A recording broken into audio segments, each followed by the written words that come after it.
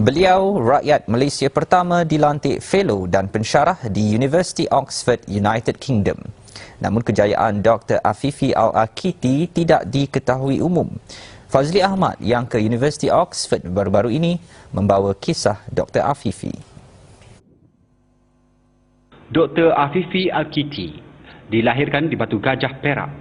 Walaupun kejayaan beliau sesuatu yang cukup besar kepada dunia pendidikan Islam dan imej negara, tetapi ramai tidak mengenali beliau. Hakikatnya kejayaan diraih beliau patut dikagumi dan dicontohi.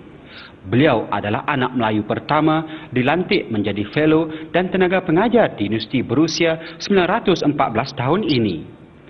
Lebih menarik latar belakang pendidikan. Beliau sebelum melangkah pusat ilmu termasyhur ini bukan seperti ilmuwan lain. Anak pasangan guru ini mendapat pendidikan asas di beberapa sekolah di Selangor. Seterusnya menyambung pengajian Islam secara tradisional di pondok dan madrasah di Indonesia, Maghribi dan Syria. Berbekalkan ijazah bersanaf dalam tradisi ilmu Islam, beliau dilantik menjadi imam di Belfast Island. Sambil berbakti kepada umat Islam di Island, beliau melanjutkan pengajian di Universiti Queen di Belfast. Berkat pengorbanan dan ketekunan, Dr. Afifi meraih ijazah pertama dalam bidang falsafah Nasrani dan dinobatkan sebagai penuntut terbaik Universiti Queen pada 2001. Kejayaan itu mendorong Universiti Oxford menawarkan beasiswa kepada beliau menyambung pengajian peringkat sarjana dan doktor falsafah.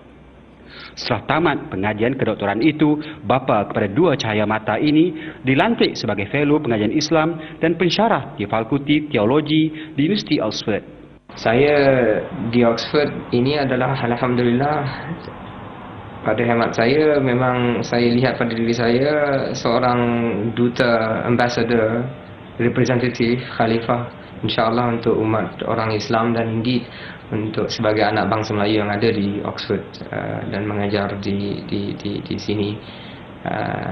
I consider myself to be an ambassador of our people, an ambassador of the Nusantara, dan ini adalah satu anugerah dan berkat yang Allah Subhanahu Wa Taala. Disebabkan pergaulan serta pendidikan, beliau mampu menguasai 7 bahasa. Selain bahasa Melayu, beliau petah berbahasa Inggeris, Arab, Perancis, Jerman serta bahasa klasik barat seperti bahasa Latin serta Yunani.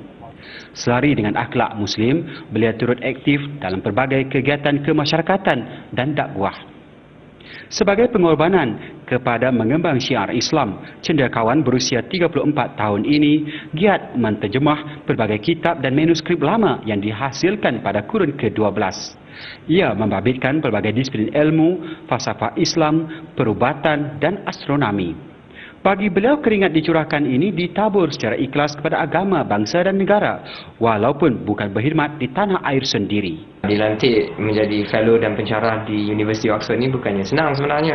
Sebagai anak Melayu, orang Malaysia, pengorbanan yang saya kena buat ni contohnya tak dapatlah minum teh tarik, makanan-makanan Malaysia yang sedap-sedap tu. Mungkin ini bukan pengorbanan yang besar, tetapi pengorbanan juga tu. Tetapi ini menunjukkan yang tanpa pengorbanan kita tak akan dapat berada di mana kita mahu berada. Atas kejayaan dikecapi, Dr. Afifi dilantik sebagai ahli Majlis Agama Islam Perak atas perkenan Sultan Adlan Shah. Fazli Ahmad, TV3, Oxford, United Kingdom.